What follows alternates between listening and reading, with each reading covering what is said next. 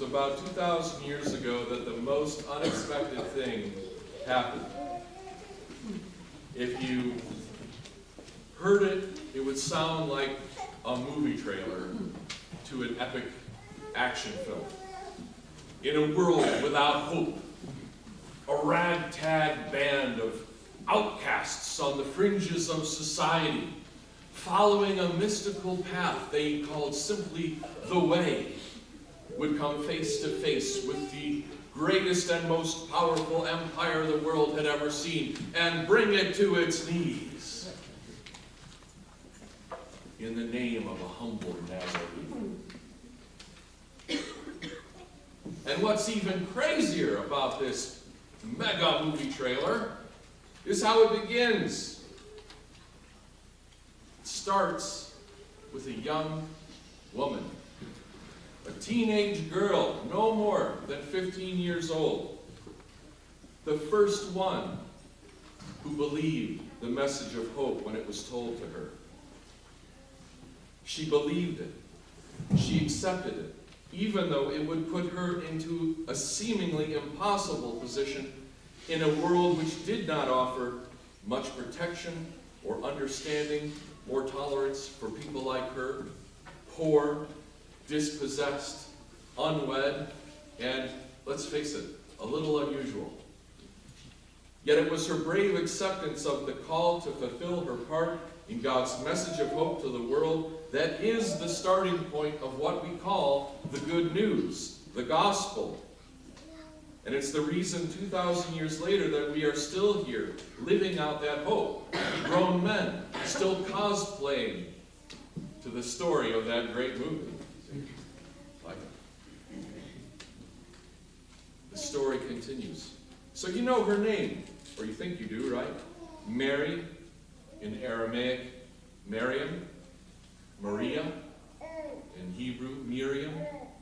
You know the story, you just heard it, of her encounter with the mysterious messenger, the Archangel Gabriel, her acceptance of his word, that she would conceive and give birth to the Son of God. And her amazing answer, "Behold the maidservant of the Lord, let it be to me according to your word." Among the many consequences of her acceptance, we may not readily appreciate today how her story changed the way our world viewed women, conception, infanthood, virginity, and the place and role of young people in society. You know, before the gospel, the dominant paradigm of the ancient world was pretty much that women were property. Children were only potentially people whom it was legal to leave out, to expose, to abort, and to kill in infancy, to be abused, to be exploited, to be enslaved, discarded and abandoned as willed. Young people had nothing to say, and they had nothing to offer except perhaps as objects of physical beauty in a passionate and predatory culture. The story of Mary, and of course her son Jesus, would change all of that. Maybe slowly at first, but definitively over time. And it is the fact that the gospel paved the way for the full recognition of personhood for many people in life. Women, children, the poor, the dispossessed, the young. We can appreciate Mary's unintended role in this transformation through her own words. Her exultant faith and optimism that marked her youth and that is remembered for us in the Gospel of St. Luke. Today, millions of people continue to sing her words, her song, as an anthem of their own spiritual life. Talk about teen goals. Can you imagine that? Her song, which is now known today after the first word of it in Latin, Magnificat, remains the greatest hit of all time. It is still going strong after 2,000 years. But think about it. The circumstances of the Magnificat were quite extraordinary. She had just received the news from the Archangel, right? The Annunciation. And it says in the verses immediately following what we just read today in Luke chapter 1, starting at verse 39. Now Mary arose in those days and went into the hill country with haste to a city of Judah and entered the house of Zechariah and greeted Elizabeth. This is actually really extraordinary. It's not like she just hopped on her moped and drove down the street or even to the other side of town and say, hey, how's it going? Here's a 15-year-old girl, unwed, pregnant, traveling at least 70 miles unsupervised on her own to go find somebody with which she can share what has happened to her. She was going to confirm the angel's word because the angel had given her a point of context, right? It is now the so many months that your cousin Elizabeth has conceived. So she could go and she could check and see if that was true. And if that was true, then maybe what he said to her about what was happening to her was true as well. Talk about the ultimate pregnancy test. Now, I'm not saying that she didn't believe what the angel told her. What the gospel does show us is that she was the type to test and to verify so that she could have a better understanding. That's what differentiated her from Zechariah, who doubted when he should have known better, who had the evidence before him. But she was being offered something completely new, and she wanted to verify it. She was an active, thinking, and willing participant in what was happening to her. And so she rushes in haste to Elizabeth's house and greets her. And the confirmation that she got was over the top, much more clear than a blue line on a little thing, right?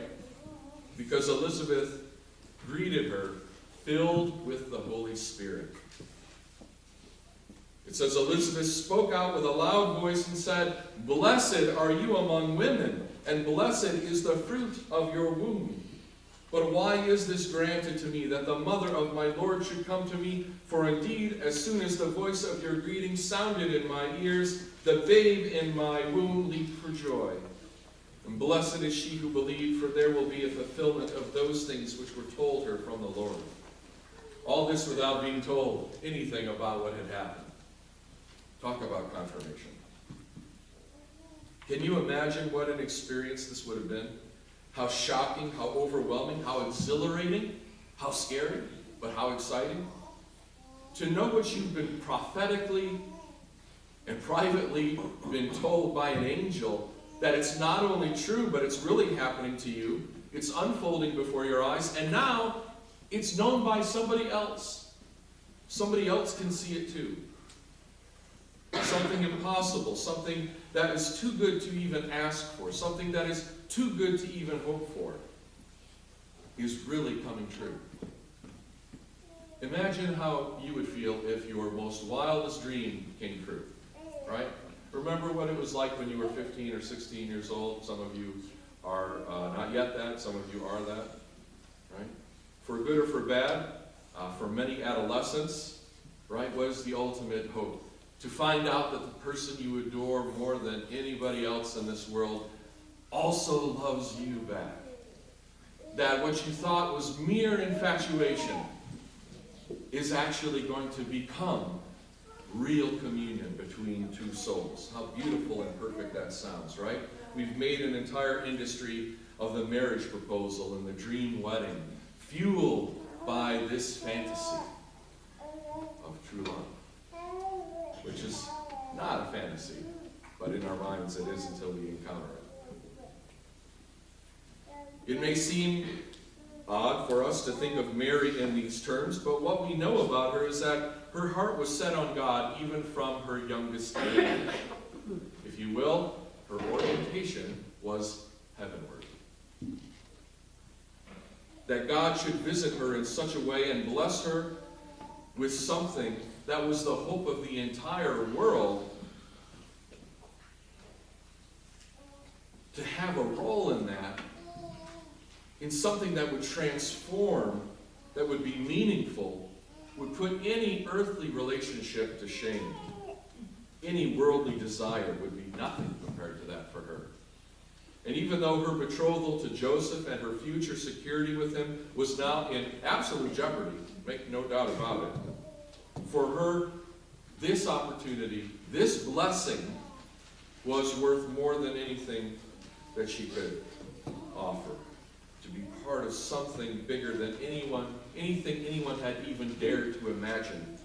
The life of the Messiah, the redemption of the world, the incarnation of the unincarnate God.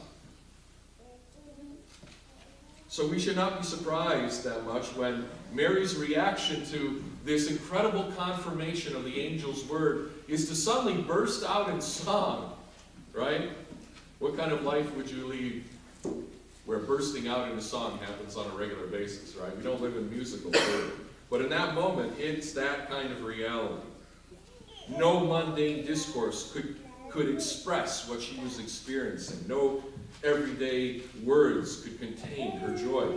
And her song expresses all of her hopes and joys, but they also acknowledge the tears and the troubles of her people, the suffering people of God. Her words reflect the tradition and the traditional language of her people, being an homage to the songs of her great foremothers who also sang of hope and their dreams. Miriam, the prophetess, who was her namesake, the sister of Moses who first saved him from the river and then walked with him, following him through the Red Sea, also danced, crying aloud, "Let us sing unto the Lord, for gloriously has he been glorified." And now the second Miriam sings of the glory of God. And we also hear the echoes of Hannah, the namesake of Mary's mother Anna, who also sprang forth in song when she discovered that she would give birth to the prophet Samuel. Are you familiar with that song? It's going to sound familiar when you hear it. Hannah prayed and said, this is 1 Samuel 2nd chapter, "My heart rejoices in the Lord. My horn is exalted in the Lord. I smile at my enemies because I rejoice in your salvation. No one is holy like the Lord, for there is none besides you, nor is there any rock like our God. Talk no more so very proudly. Let no arrogance come from your mouth. For the Lord is the God of knowledge, and by him actions are weighed. The bows of the mighty men are broken, and those who stumble are girded with strength. Those who are full have hired themselves out for bread, and the hungry have ceased to hunger. Even the barren has borne 7, and she who has many children has become feeble.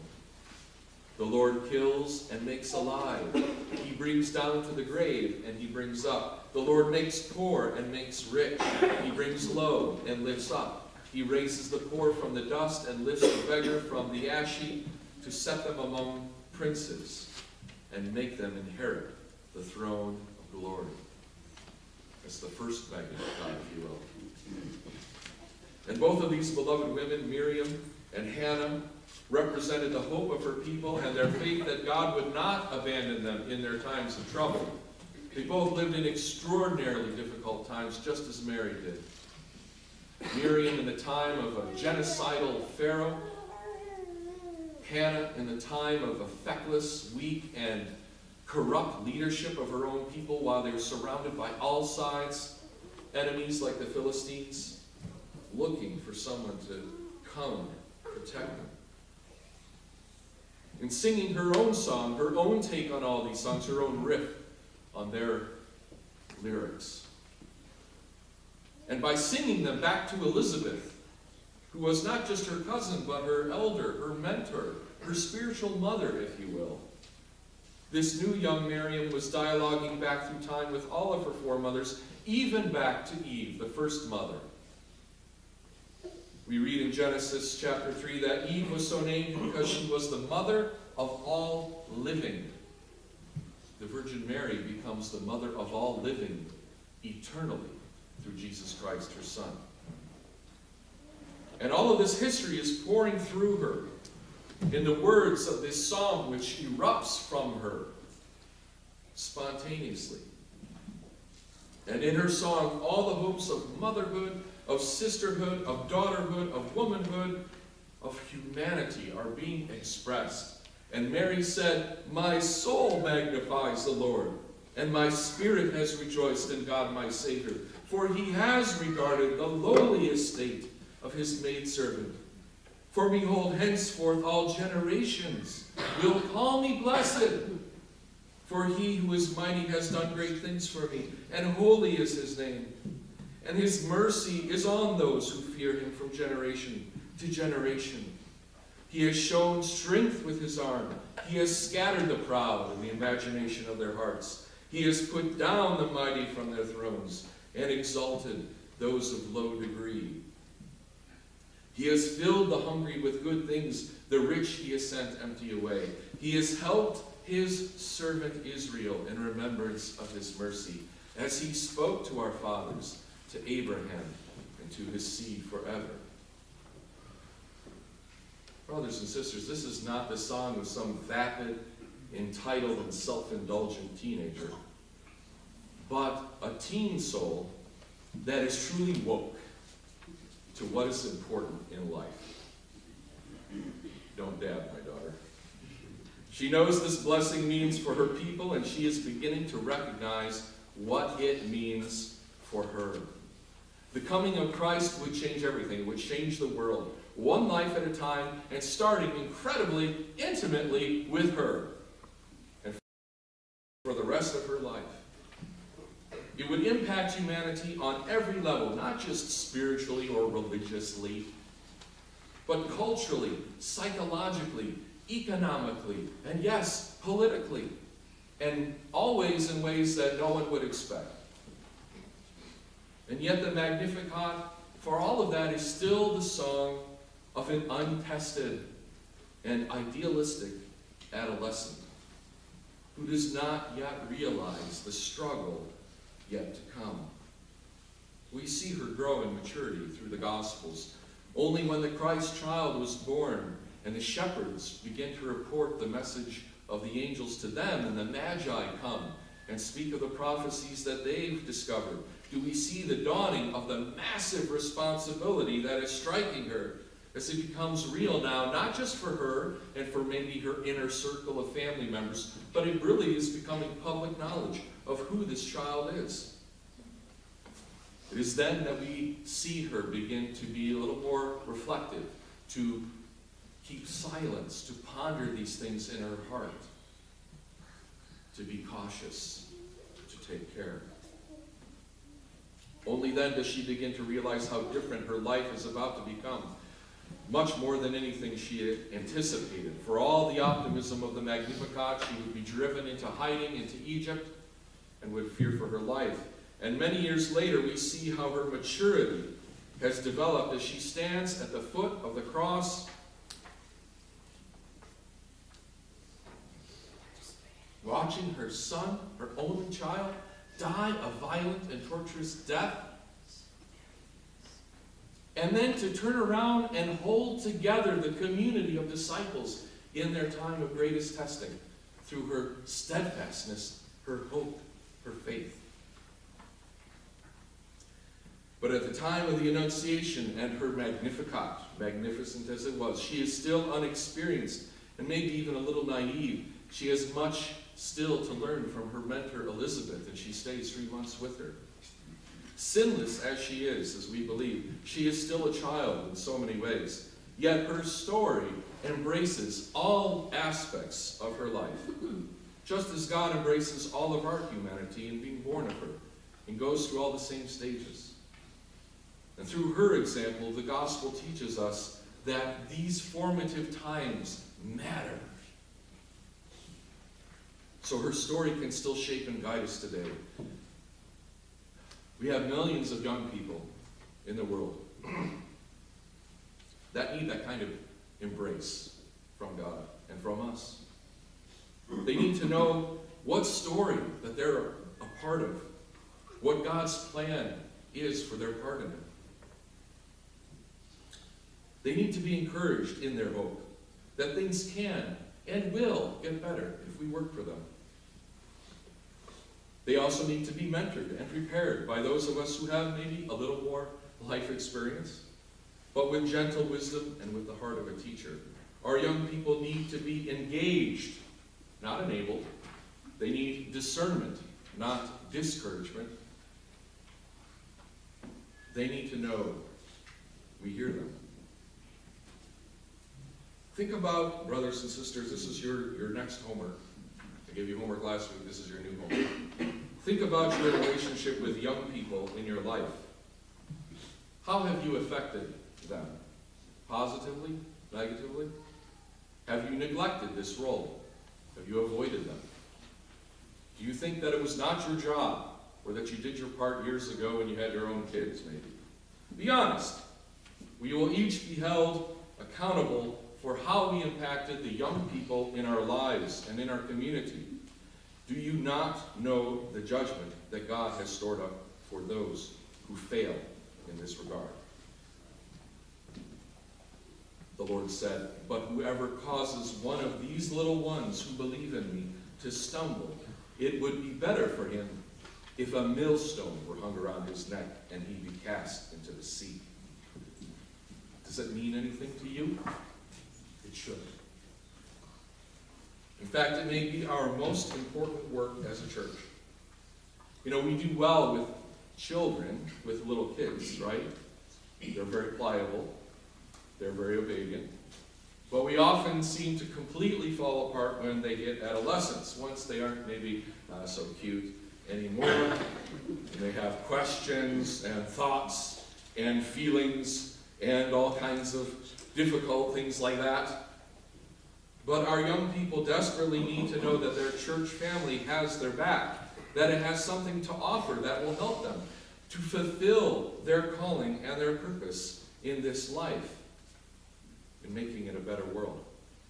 They need to be able to see their own face mirrored in the icon of Mary. Their shared humanity, their shared hope for the healing of the world, their shared story as highly favored ones. Otherwise, they will find communion, brothers and sisters, somewhere else, in some false hope, in some false Messiah, in some earthly way, which leads not to the kingdom but to oblivion despite its veneer of justice. Has not our tragic history proved this over and over? We still need the hope, the message, and the model of Mary. Our young people are dying for it. And we all need the mercy, the help, and the blessing of God's love, which was revealed in Jesus Christ, who was born of her. A child, not just of her flesh, but of her character. Think about her character. Through the prayers of the Mother of God, Savior, save us. Save us all.